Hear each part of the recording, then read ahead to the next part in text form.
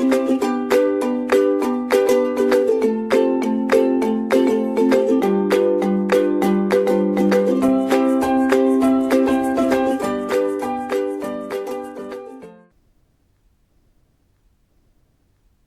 students, as a part of digital education initiative of Dr. APJ Abdul Kalam Technical University, Lucknow, here is another lecture for the subject VLSI technology having subject code KEC 053. I am your faculty Sangeeta Mangesh from Department of Electronics and Communication Engineering, JSS Academy of Technical Education, Noida. Today, we are going to continue with our topic, that is diffusion, in which we are going to study the equipments which are used for diffusion and some consequences or some associated effects related to diffusion. So, contents are listed out over here. We are going to study the equipment, the common dopants which are being used, because you should be aware about what are the typical dopants that are being used for your device fabrication. And lastly, we are going to see the other parameters, that is lateral diffusion and concentration dependent diffusion along with the normal diffusion. What is the consequences of other, like what are the other consequences of diffusion profile, like what are the other things also which are associated with diffusion. What I expect you at the end of this lecture is, you should be able to identify the common resources or common sources that are being used for diffusion or which are used for carrying out diffusion process. You should be able to draw the schematic of the equipment, and you should be able to comprehend the equipment like entire technique, and lastly you should be able to understand and explain the lateral diffusion as well as what is the dependency or like concentration dependent diffusion process. So, let us see, any diffusion system if you are designing, the expectation from the system is, normally the need for basic diffusion system is to bring the diffusing species or the diffusing imperatives in contact with the surface, and at the same time you need to control the time, temperature and the concentration with which those dopant species are arriving at the resource or where you want to deposit them. So, in order to check the movement, you must know how much quantity of dopants are to be introduced, what should be the temperature, and after all, after controlling these species, what is expected is these species should not damage the original surface.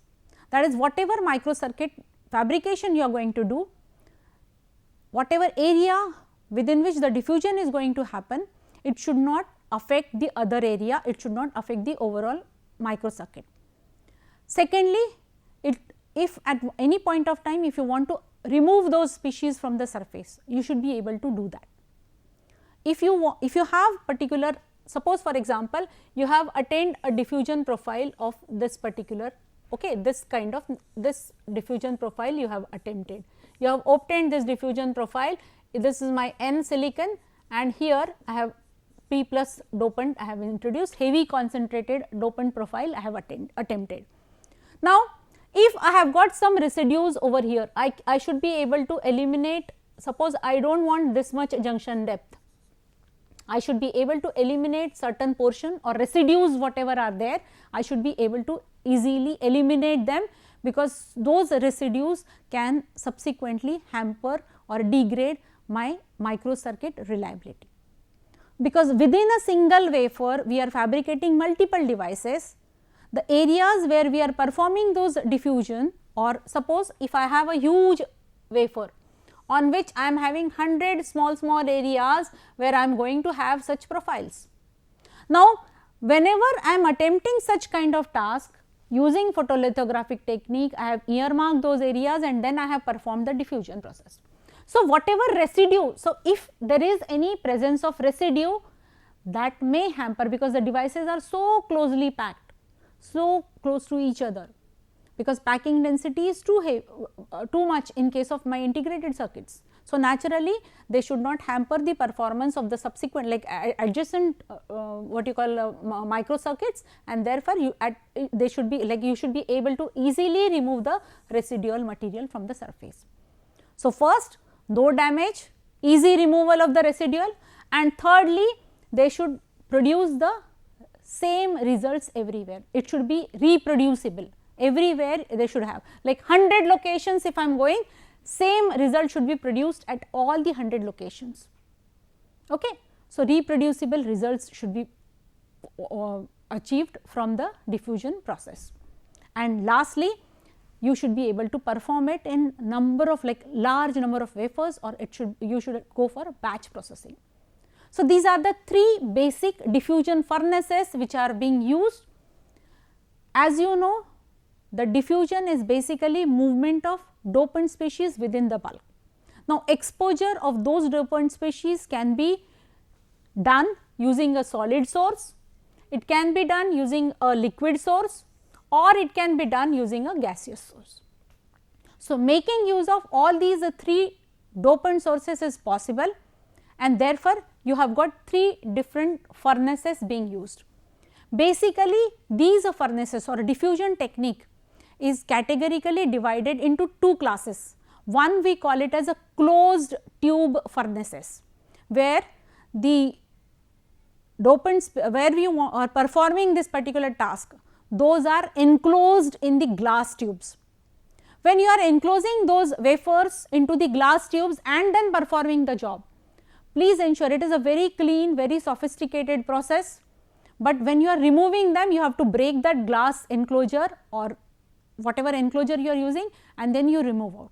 So, it takes lot of time, it is quite time consuming. So, unless you have a specific requirement of this diffusion, like requirement from the diffusion process, where you want to, we are going for precision high voltage devices, where you want abrupt profiles or specific requirements are there, then only we go for such closed tube furnace jobs.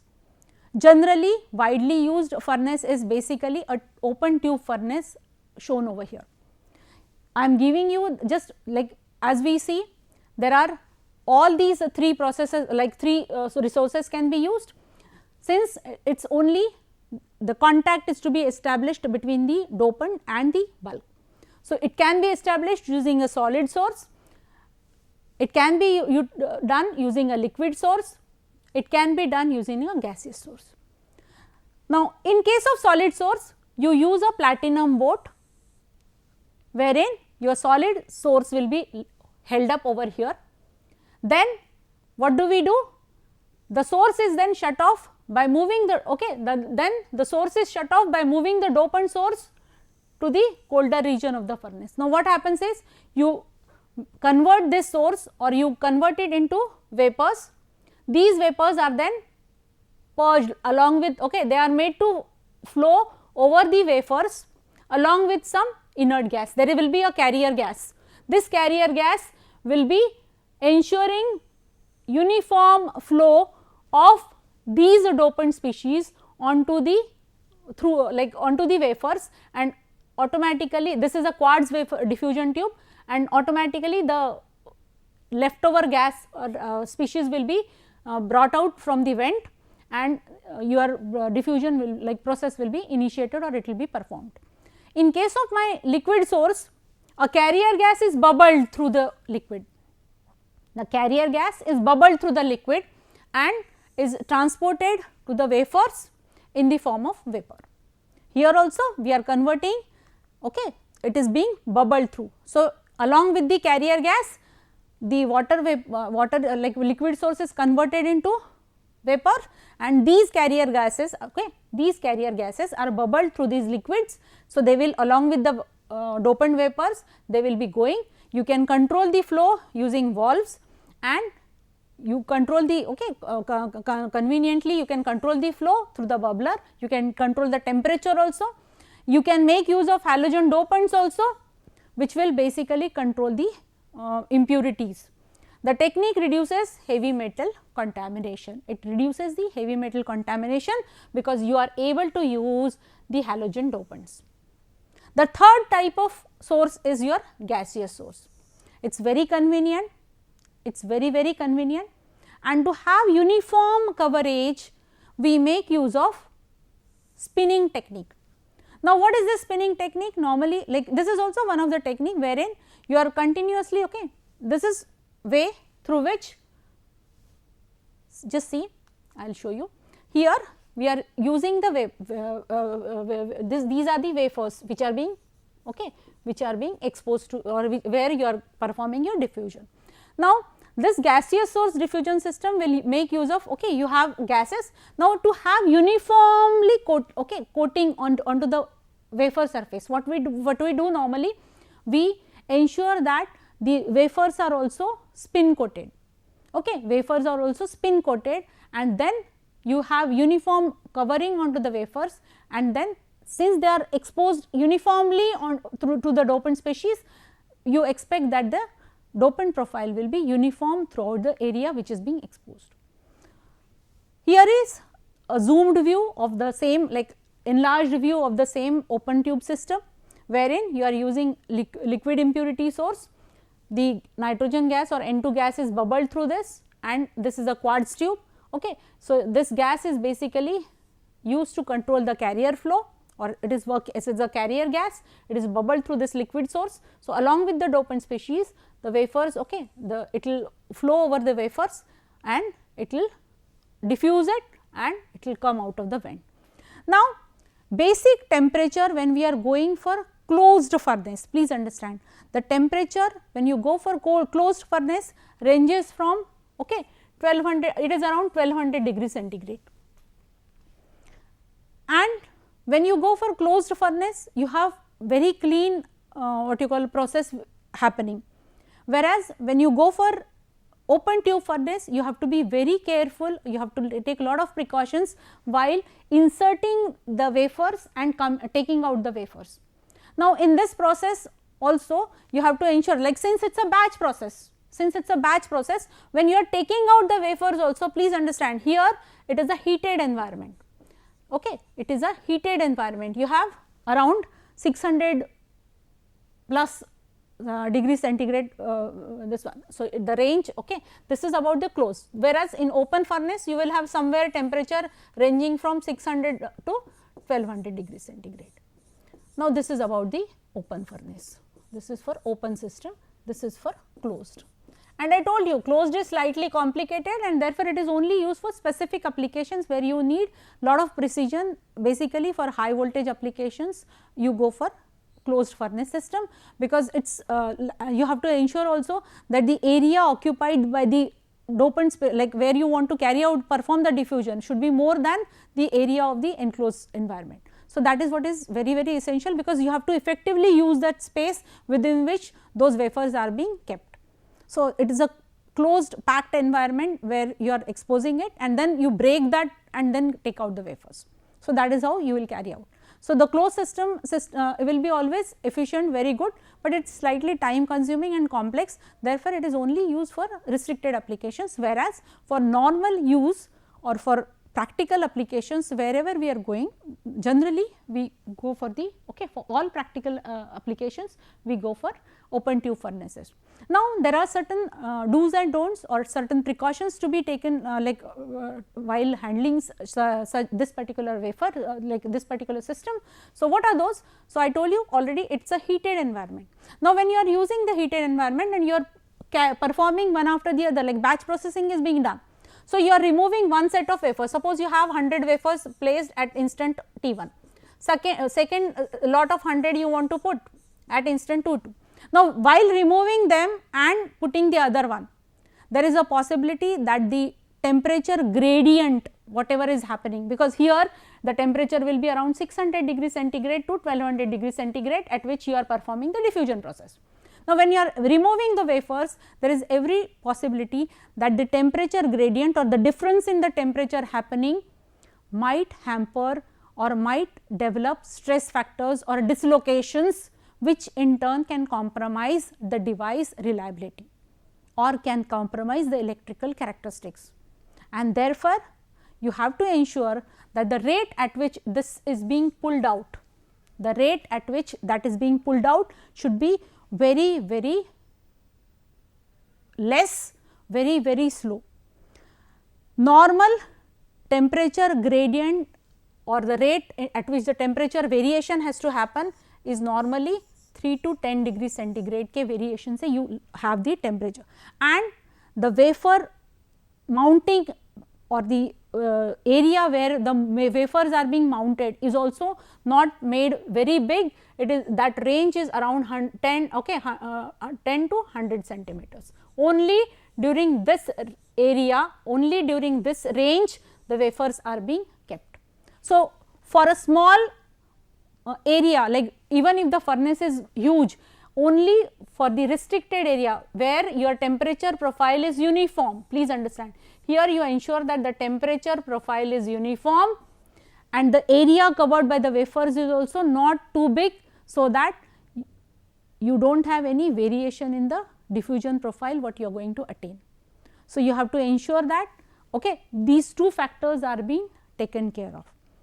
So, please understand the pull rate with which you are going to take out the wafer is also normally 10 centimeter per minute. It is normally 10 centimeter per minute. So, please remember these precautions are to be taken, or these things are to be kept in mind with while carrying out the diffusion in the open tube furnaces. The source can be liquid, source can be solid, source. So, there are plus and minus points and there are different factors based on which you decide the sources. Most efficient is the gaseous source which can be used, but there are pros and cons also, we are going to see them.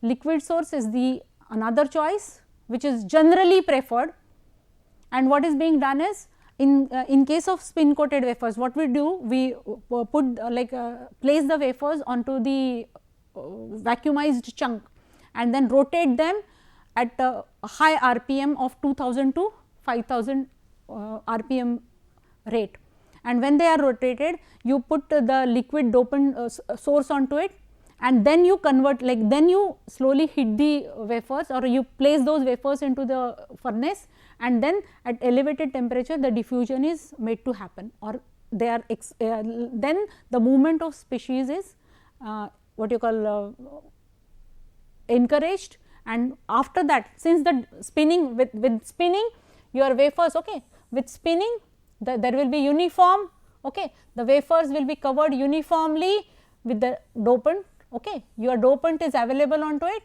and then you are exposing it, then you are elevating the temperature. So, automatically there will be diffusion happening, and the quantity of the dopant, the quantity of the dopant, the layer, the concentration, everything is being monitored, it will be precisely controlled, it will be precisely controlled, it will be precisely controlled, so that we get the desired profile. So, this is how we perform the diffusion process. So, what you are supposed to note down is there are two ways: closed tube furnace, open tube furnace. Practical applications, go for open tube furnaces. You have either liquid, solid or gaseous source. Best is the gaseous source, then you can go for liquid also. Liquid is another one which is very mostly recommended. You have a carrier gas is bubbled through the liquid source, and along with the vapors of the liquid source, the carrier gas flows over the wafer. Another cautionary thing is the uniformity of the temperature has to be maintained. For that, you have to ensure that the range within which the wafers are being placed should not be too large. It should not happen that there is a whole lot of range of what you call. So, there many times what is being done is the furnaces are divided into different compartments, and here you will have one batch of wafers, here you will have another batch of wafers, here you will have another. So, many times when you go for batch processing, your furnace is divided, or compartmentalization of furnace is also done, so that effective temperature utilization can be done and uniform diffusion profile can be obtained on all the wafers. If you see, this is the practical what you call, I will just erase all the inks. This is the practical diffusion system, fully automated diffusion system, which is used in the integrated circuit design. Wherever ICs are being manufactured, there is no human intervention, because you do not want any contamination to happen, and these are the furnaces which are fully computerized, fully automated.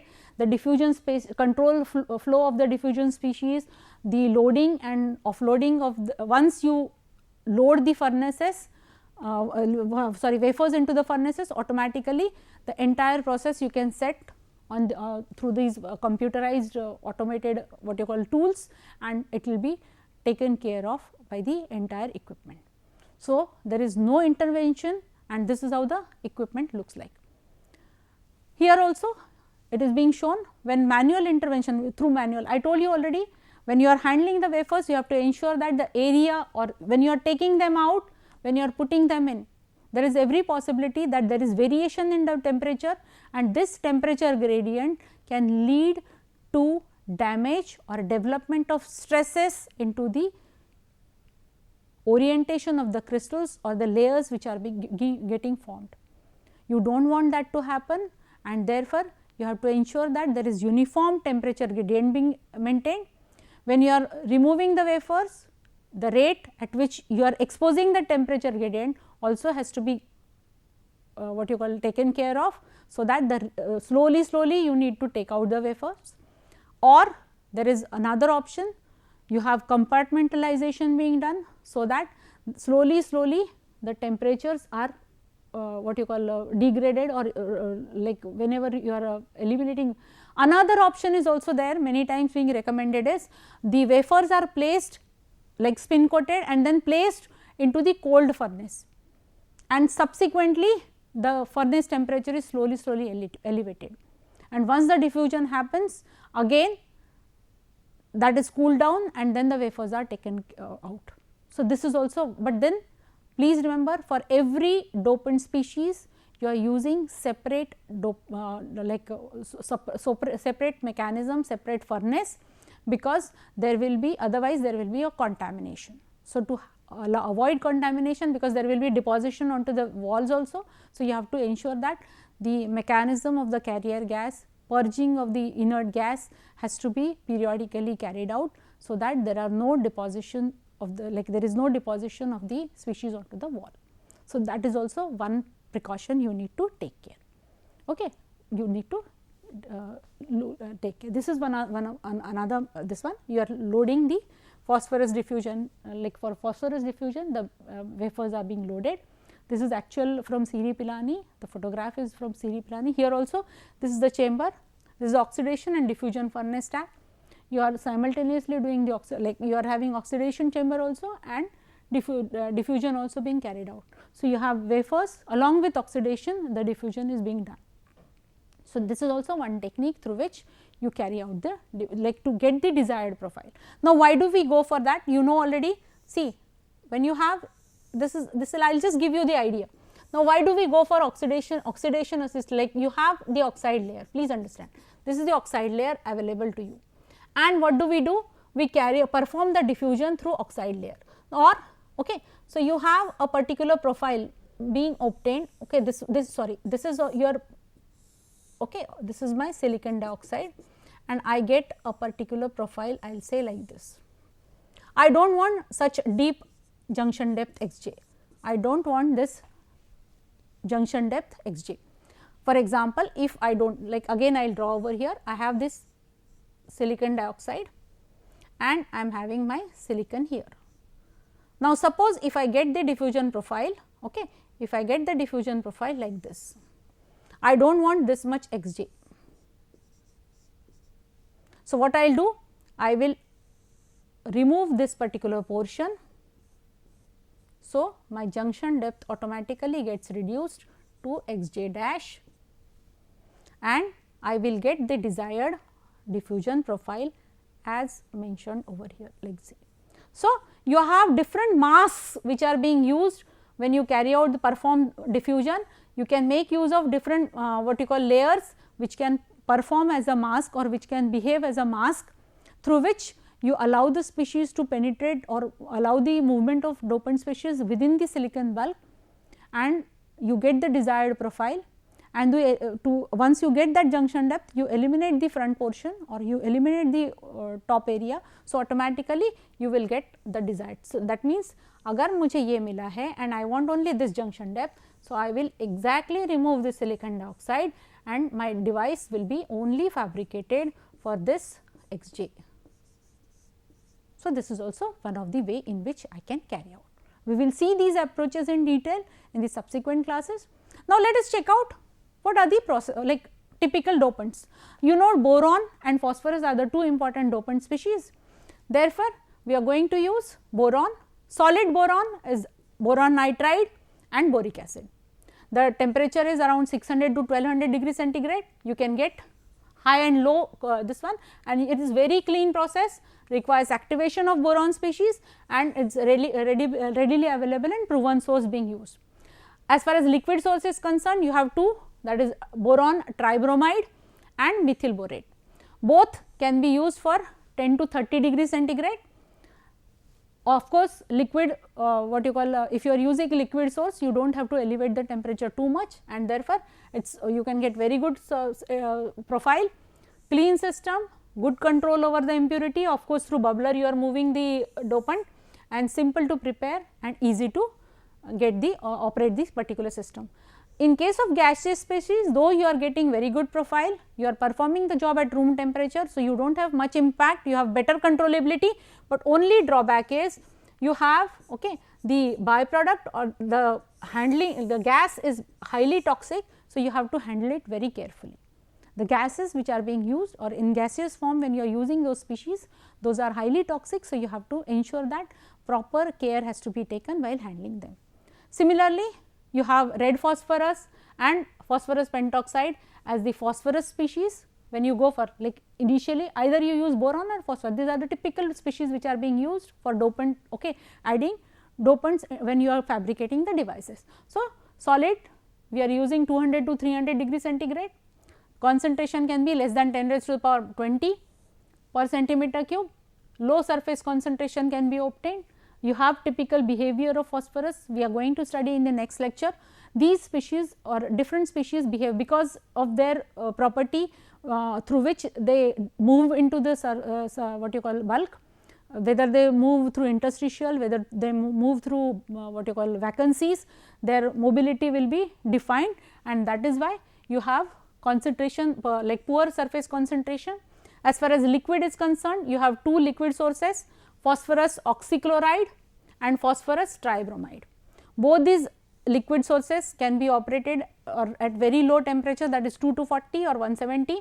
You can have good diffusion profiles, both are clean sources, clean systems and largely being used, widely being used. Gaseous source, again here it is a phosphine. Most important thing is all the gaseous sources make use of room temperature, it is a room temperature process in the open furnace, and you can get very good diffusion profiles also, accuracy can be maintained, but only thing is the gaseous sources are very toxic. So, you have to be very careful while handling it, both the gaseous sources. So, at least one solid, one liquid and one gaseous source you should be able to understand.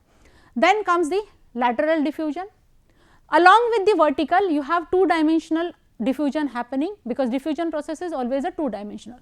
So, vertical as well as horizontal process. So, normalized impurity concentration can be used to find the ratio of lateral to vertical diffusion.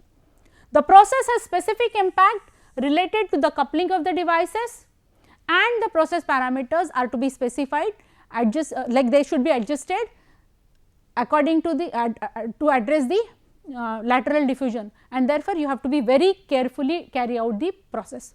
So, why this particular lateral diffusion happens? It happens because the orientation of the crystal varies. It also happens when you have SiO2 or SiN, like so silicon nitride, like if there is presence of silicon oxide or silicon nitride, depending upon that also it will vary.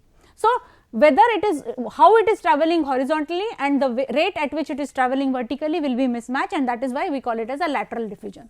So, the consequence of lateral diffusion is if it takes place after the heating, during oxidation or diffusion of the device, and because of that device dimension, subsequently the channel length of the device can vary, and in turn the electrical properties of the device also can vary. So far diffusion, what we have studied is considering the diffusion constant to be linear variation, like linearly varying, like diffusion constant was linear function of temperature. Now here concentration basically. So here we have seen that always it is not like we are assuming that the surface concentration, like in original concentration, is much less than the dopant species, but here many times it may not happen. So the concentration, if it is heavy and you carry out the dopant like movement of dopants, if you are exciting or you are carrying out or you are activating dopant species to penetrate the bulk, under that situation the process will be heavily concentration dependent, and such diffusion we call it as extrinsic diffusion. So here we will see that intrinsic diffusion, your diffusivity is linear, whereas in extrinsic diffusion the diffusivity is no longer linear. It is function of concentration. The diffusion is assumed initially when we are performing the Fick's law, the diffusion is assumed to be constant, diffusivity is assumed to be constant, and all the mathematical models so far were developed by considering the concentration of the diffusion species to be much less as compared to the host atoms. But the diffusion equation can be solved for like you can analytically solve it for linear as well as parabolic dependency, or coefficient, like you can calculate the diffusion coefficient for different concentrations, and this is known as eccentric diffusion or concentration diffusion. Now here it entirely depends upon what type of movement is happening, whether it is happening because of neutral vacancy, acceptor vacancy, doubly charged acceptor vacancy, donor vacancy or other. Now this also depends upon the activation energy of those species which are moving inside, and thereby you will have different concentration profiles which are being obtained. Now just see, with assuming D is equal to constant, you will get such profile, whereas if your concentration is varying, your diffusion profile will change. Similarly, diffusion is also dependent. Okay, so when D is not constant, the concentration dependent diffusion, just see, it is proportional to n upon Ni square, it is proportional to the square function of n upon Ni. This diffusivity is proportional to D is proportional to n upon Ni, that is okay. This we are getting this kind of function or complementary error function profile. Here as you move away, or if you consider the higher order terms, concentration dependency, the profiles will be altering, profiles will be changing. So you need to know exactly what is the background concentration, how much host, how much profile you are going to attain, and based on that you need to carry out the required or you should aim for the required profile, diffusion profile. So before we wind up, let us try to answer these questions. What is a lateral diffusion, if you are able to answer, that is vertical as well as horizontal dimensional diffusion? How graphical representation, like you can represent it graphically? What are the common impurity like profiles which are being used? What are the profiles vary in case of extrinsic diffusion? What is exactly extrinsic diffusion and how the profiles are varying with concentration, that is Ni square and all those things. Then mention the names of solid, liquid and gaseous. You should know at least one name of solid, liquid and gaseous species, and you should be able to define the, or you should be able to draw the schematic of the furnace, and you should be able to elaborate the process as a whole. Once you are clear with this, so you have applied the equations, you have known the technique, you have understood the furnace, its operation. Let us proceed further for different parameters or impact factors in the next lecture. Thank you.